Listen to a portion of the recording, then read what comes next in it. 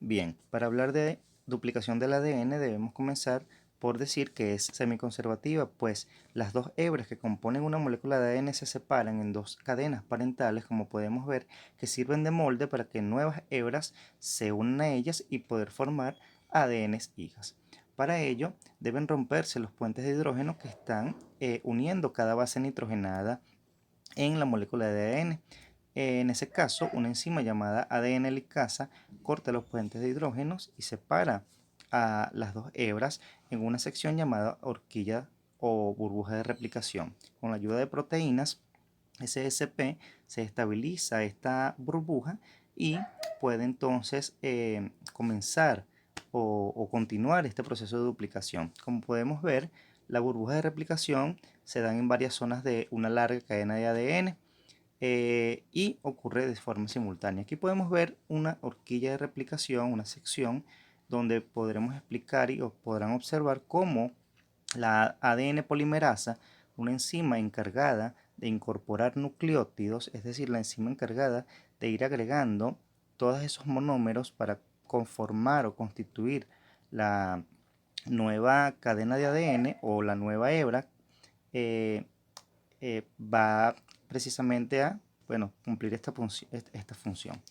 En este caso, antes de que la ADN polimerasa comience a agregar nucleótidos, es necesario una ARN primasa, la cual coloca un cebador corto o un ARN cebador, y es precisamente este que le permite a la ADN polimerasa comenzar a incorporar los nucleótidos. Podemos ver allí cómo va agregando nucleótido por nucleótido y esto me va conformando esta primera hebra llamada cadena adelantada, pues es la primera que ocurre y que únicamente necesita un extremo 3' o H libre en una de sus puntas para poder iniciarse. Podemos ver acá entonces cómo continúa este proceso y cómo se abre o sigue abriendo la cadena de ADN gracias a la ADN helicasa, y vemos cómo la ADN polimerasa entonces sigue su camino e incorporando nucleótidos, perdón.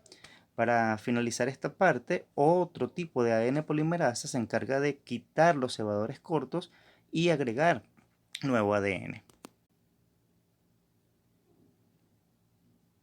Aquí podemos ver un ejemplo de cómo la ADN polimerasa agrega uno de esos nucleótidos. Fíjense, particularmente en este caso, cómo trae el nucleótido, se establecen tanto el enlace fosfodiéster como los puentes de hidrógeno para unir a las dos bases nitrogenadas, y de esa manera entonces podemos ver cómo se conforma esta unión.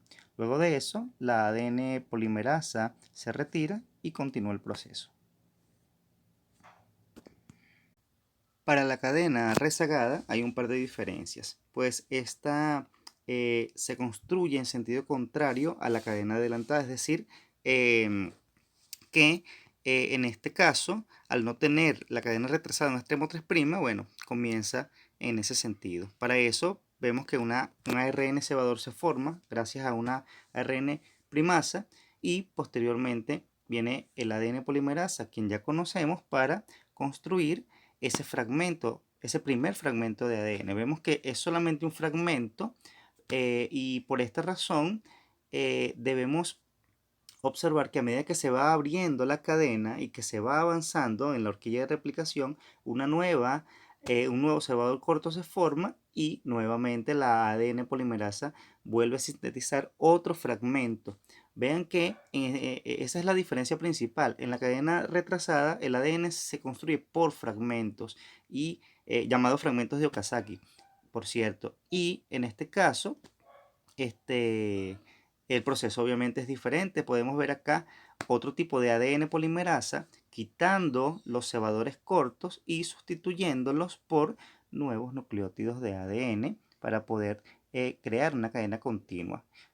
El último paso para esa continuidad es precisamente esa pequeña molécula que ven allí, la cual se llama ADN ligasa y me une a las hebras de ADN. Vean el resultado. A medida que se va abriendo la horquilla de replicación, sigue ocurriendo lo mismo de forma recurrente, y vuelve entonces a interactuar todas estas cadenas o todas estas enzimas.